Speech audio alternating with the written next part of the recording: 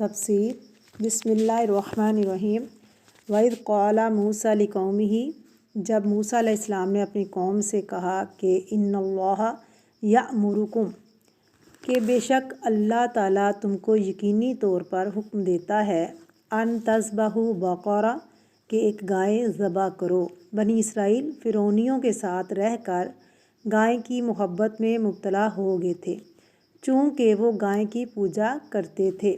بہت سی مشرک قوموں میں گائے کی پوجا ہوتی ہے اور وہ بھی گائے کی پوجا کرتے تھے۔ ان سے کہا گیا کہ تم گائیں ذبح کرو۔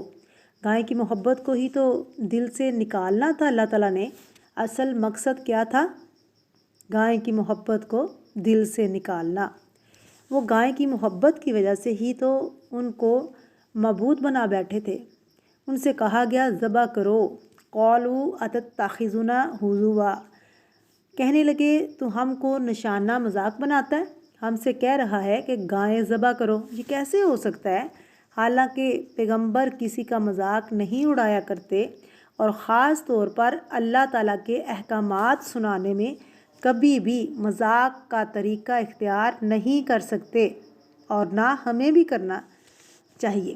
قال اعوذ باللہ بولے میں اللہ کی پناہ چاہتا ہوں، ان اکونا یہ کہ میں ہو جاؤں من الجاہلین جاہلوں میں سے، نہ سمجھ لوگوں میں سے ہوں، بے وقوف لوگوں میں سے ہوں۔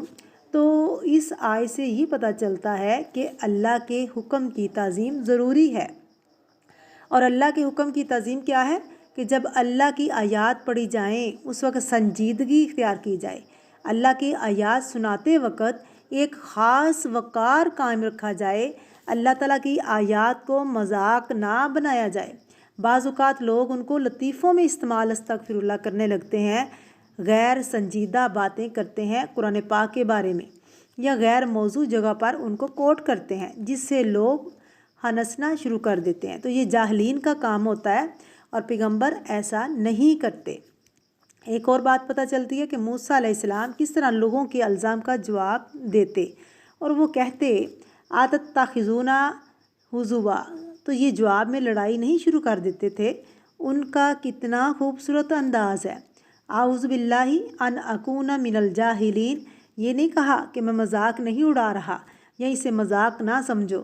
بہت وقار انداز ہے ان کا کہ میں جاہلوں میں سے نہیں ہوں، یعنی جو میں کہہ رہا ہوں وہ بالکل حق بات ہے، وہ سچ بات ہے اور یہ اللہ کا حکم ہے۔ اور حجت مت کرو، جو کہا جا رہا ہے اس پہ عمل کرو، وہ کام کرو۔ اب اس واقعے سے ہمیں کیا پتہ چلتا ہے؟ کیا واقعہ ہے؟ بنی اسرائیل کا ایک شخص مارا گیا، قاتل کا پتہ نہیں چل رہا تھا۔ قرآن پاک میں ہے، صحیح حدیث میں کوئی پتہ نہیں چل رہا تھا وجہ کیا تھی مارے جانے کی، کس نے مارا، کیا ہوا۔ بہرحال یہ پتہ چلتا ہے کہ مارا گیا ایک شخص۔ جب قاتل کا پتہ نہ چلا تو تمام لوگ جو ہے موسیٰ علیہ السلام کے پاس آ گئے۔ تو عام طور پر بھی ایسا ہوتا ہے نا کہ مجرم کا پتہ نہ چلے تو لوگ کیا کرتے ہیں، دوسروں کو بلیم کرنے لگتے ہیں کہ کس نے کیا، کیوں ہوا، کیسے ہوا، طویلیں نکالنا شروع کر دیتے ہیں۔ تو ایک قبیلہ جو ہے وہ دوسرے کو پہلے کو بلیم کر رہا تھا۔ اللہ نے اس معاملے کا حل بتایا کہ گائیں ذبح کرو اور گائے کا ایک حصہ اس مقتول کے جسم پر مارو، اس سے معاملہ صاف ہو جائے گا، پتہ چل جائے گا۔ یہ سنتے ہی بنی اسرائیل جو ہے وہ گھبرا اٹھے، چونک اٹھے کہ گائیں ذبح کریں۔ اب کیا ہوا؟ بنی اسرائیل میں ایک مالدار شخص مارا گیا تھا جسے اس کے بھتیجوں نے جنگل میں موقع پا کر قتل کیا اور رات کے اندھیرے میں کسی دوسرے شخص کے مکان کے سامنے پھینک دیا۔ اس کے قاتل کا کچھ پتہ نہیں چل رہا تھا۔ اللہ تعالیٰ نے موسیٰ علیہ السلام کو وحی کی کہ اس قوم کو حکم دو کہ وہ ایک گائیں ذبح کریں، پھر اس کے گوشت کا ایک ٹکڑا مقتول کی لاش پر ماریں تو مقتول خود بول کر اپنے قاتل کا نام اور پتہ بتا دے گا۔ موسیٰ علیہ السلام نے جب اپنی قوم کو اللہ کا حکم سنایا تو وہ کہنے لگے کیا ہم سے دل لگی کرتا ہے؟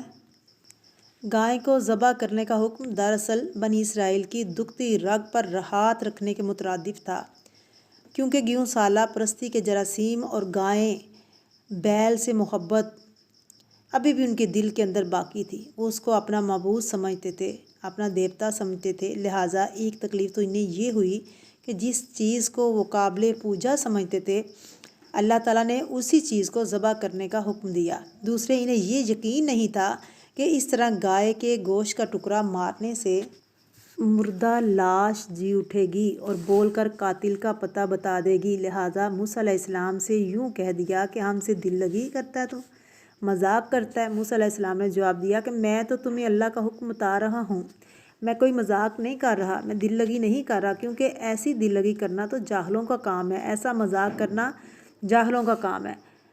اگر بنی اسرائیل ایک فرما بردار قوم ہوتے تو کوئی سی گائے بھی ذبح کر دیتے تو حکم کی تعمیل ہو جاتی، مگر انہوں نے کیا کیا، ٹال مٹول اور حجت بازی کرنی شروع کر دی، حتیٰ کہ نافرمانی ان کی رگ رگ میں بری ہوئی تھی۔ کہنے لگے، اچھا ہمیں اپنے پروردگار سے پوچھ کر بتاؤ کہ وہ گائیں کیسی ہونی چاہیے۔ اللہ تعالیٰ کی طرف سے جواب آیا، وہ گائیں جوان ہونی چاہیے، بوڑھی یا کم عمر نہ ہو۔ پھر دوسری مرتبہ پھر انہوں نے سوال کیا کہ اللہ تعالیٰ سے پوچھ کر ہمیں بتاؤ کہ اس کا رنگ کیسا ہونا چاہیے۔ اللہ تعالیٰ کی طرف سے جواب ملا کہ وہ گہرے زرد رنگ کی ہونی چاہیے، جو دیکھنے والوں کو خوش کر دے، ان کے دلوں کو خوش کر دے۔ اب بھی حکم بجا لانے پر ان کی طبیعت آمادہ نہ ہوئی، ابھی بھی ان کا دل نہیں چاہ رہا تھا کہ وہ اس کام کو کریں، اس حکم کو مانیں۔ تو تیسری مرتبہ پھر انہوں نے اور سوال کر دیا کہ اس کے اندر صفات کیسی ہونی چاہیے۔ تو ہمارے پاس تو بہت سی گائیں ہیں، ہمیں پوچھ کر بتایا جائے۔ ان کو یہ تھا کہ اتنی ہم طویلیں کریں، اللہ کہے گا رہنے دو، نہ کرو۔ لیکن کیا ہوا کہ انہوں نے اپنے آپ کو ہی مصیبت کے اندر ڈال لیا۔ اگر بنی اسرائیل ایک فرما بردار قوم ہوتے تو کوئی سی گائے بھی ذبح کر دیتے تو حکم کی تعمیل ہو جاتی، مگر انہوں نے کیا کیا، ٹال مٹول اور حجت بازی کرنی شروع کر دی، حتیٰ کہ نافرمانی ان کی رگ رگ میں بری ہوئی تھی۔ کہنے لگے، اچھا ہمیں اپنے پروردگار سے پوچھ کر بتاؤ کہ وہ گائیں کیسی ہونی چاہیے۔ اللہ تعالیٰ کی طرف سے جواب آیا، وہ گائیں جوان ہونی چاہیے، بوڑھی یا کم عمر نہ ہو۔ پھر دوسری مرتبہ پھر انہوں نے سوال کیا کہ اللہ تعالیٰ سے پوچھ کر ہمیں بتاؤ کہ اس کا رنگ کیسا ہونا چاہیے۔ اللہ تعالیٰ کی طرف سے جواب ملا کہ وہ گہرے زرد رنگ کی ہونی چاہیے، جو دیکھنے والوں کو خوش کر دے، ان کے دلوں کو خوش کر دے۔ اب بھی حکم بجا لانے پر ان کی طبیعت آمادہ نہ ہوئی، ابھی بھی ان کا دل نہیں چاہ رہا تھا کہ وہ اس کام کو کریں، اس حکم کو مانیں۔ تو تیسری مرتبہ پھر انہوں نے اور سوال کر دیا کہ اس کے اندر صفات کیسی ہونی چاہیے۔ تو ہمارے پاس تو بہت سی گائیں ہیں، ہمیں پوچھ کر بتایا جائے۔